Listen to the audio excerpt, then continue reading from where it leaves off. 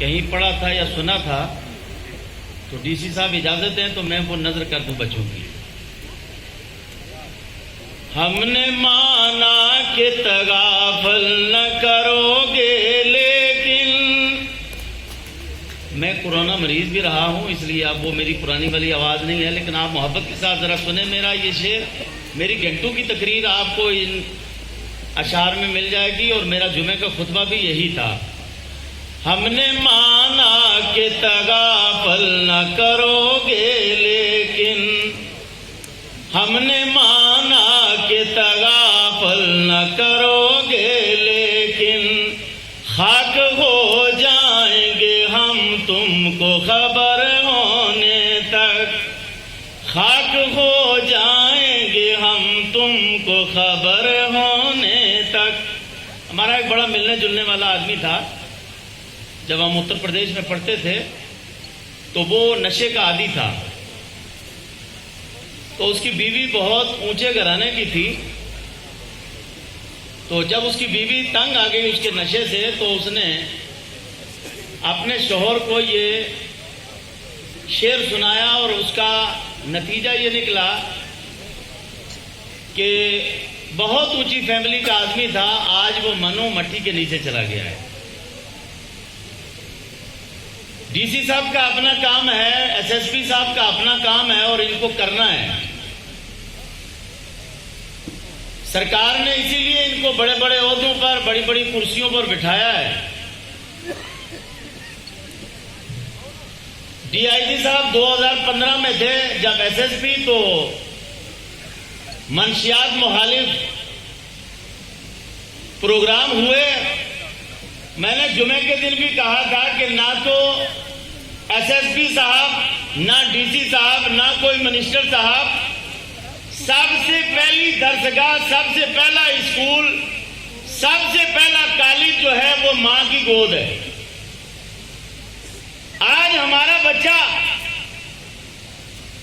آج ہمارے والدین، بچہ ماں باپ سے نہیں ڈرتا بلکہ ماں باپ بچوں سے ڈر رہے ہیں. ہم نے بچوں کو اتنا آوارہ کر دیا، اتنی ڈھیلی رسی ان کی چھوڑ دی کہ بچہ لیٹ آتا ہے تو باپ نہیں پوچھتا، ماں نہیں پوچھتی. بیٹی لیٹ آتی ہے تو ان سے نہیں پوچھا جاتا کہ آپ اسکول میں تھے، کلاس کب ختم ہوئی، آپ اتنے تاخیر سے کیوں آئے. پولیس کا کام اپنا ہے، وہ کرے گی. ڈپٹی کمشنر صاحب کا اپنا کام ہے، وہ کریں گے. لیکن میرے پیارے بچوں، یہ سامنے وکاس کنڈل صاحب نام لکھا ہے، آگے ساتھ میں لکھا IAS. کیا لکھا ہے؟ بولو آپ لوگ. یہ لکھا ہے کہ ڈپٹی کمشنر راجوری نے سب سے بڑی اونچی ڈگری حاصل کی ہے. آج ڈسٹرکٹ راجوری کے وہ ڈی سی ہیں امرت پال سنگھ صاحب، کہاں پیدا ہوئے، کہاں پڑھے، آج راجوری کے ایس ایس پی صاحب ہیں.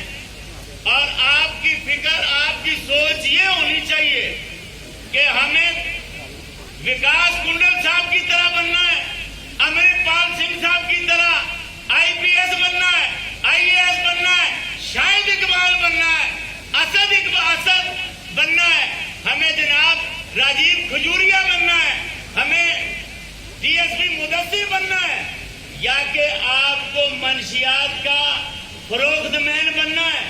اب فیصلہ آپ کے ہاتھ میں ہے. میری سوچ تھی کہ میں مولانا دل محمد صاحب کو مانتا تھا، میری سوچ تھی مجھے مولوی دل محمد صاحب کی طرح بننا ہے، عبید اللہ خان اعظمی کی طرح بننا ہے. تو ہماری سوچ چھوٹی نہیں ہونی چاہیے، ہماری سوچ اونچی ہونی چاہیے. یہ بات آپ کی سمجھ میں نہیں آ رہی ہے. کل آپ نے پرسوں ساری سوشل میڈیا بھرا ہوا ہے کہ ہندوستان ہمارے ملک کا ایک وہ بچہ کہ جس کی دونوں ٹانگیں نہیں ہیں، ہاتھ نہیں ہے، اور دوسرے ہاتھ کی بھی 3 انگلیاں ہیں. اس نے کتنی بڑی ڈگری حاصل کی ہے. اگر بندہ کوشش کرے، اگر بندہ جدوجہد کرے تو کیا نہیں بن سکتا ہے بندہ. اور میں آپ کو یہ بات ضرور کہوں گا اگر کوئلے والے کی دکان پر بیٹھو گے تو کپڑے کالے کر کے لاؤ گے، اگر اتر فروش کی دکان پر بیٹھو گے تو آپ کے کپڑے جو ہیں وہ خوشبو سے معطر ہو جائیں گے۔ اب یہ فیصلہ آپ کے ہاتھ میں، اللہ آپ سب کو، میرے بچوں کو، کسی بھی مذہب میں یہ منشیات کی کوئی بھی مذہب اجازت نہیں دیتا ہے۔ مسلم صاحب کا کام ہے پروگرام کرائیں گے، سلیم صاحب کا کام ہے پروگرام کرائیں گے، یہ لوگ پروگرام کراتے رہیں گے، لیکن ایس ایس پی صاحب میں نے تو قرآن میں اپنی کتابوں میں یہ پڑھا ہے، لما تقولون ما لا تفعلون، لوگوں جب سے ادھر سے اندر سے عمل نہیں ہوگا تب تک آگے کام بننے والا نہیں ہے۔ ہمارے یہاں امام اعظم ایک ہوئے ہیں، ان کے پاس ایک بڑھیا آئی، بولی جناب میرا بچہ گڑ کھاتا ہے، حضرت صاحب نے فرمایا 3 دن کے بعد آنا۔ تیسرے دن آئی، فرمایا بچہ گڑ نہیں کھانا۔ بھائی نے کہا بابا یہ 3 دن پہلے بھی کہہ سکتے تھے، فرمایا 3 دن پہلے گڑ میں بھی کھاتا تھا۔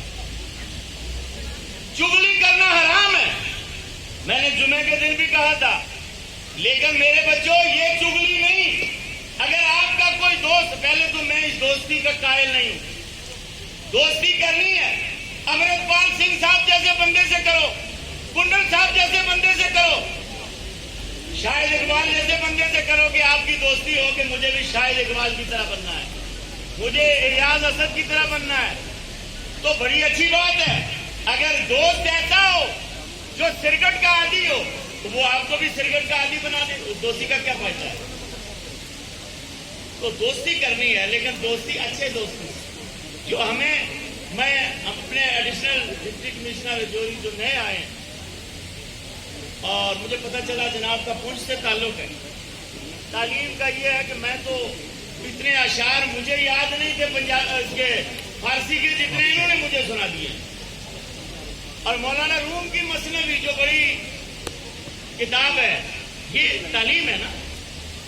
صاحب نے فرمایا میں، ہمارے ساتھ 13 آدمی تھے امتحان میں، 12 فیل ہو گئے، اللہ نے مجھے کامیاب کر دیا۔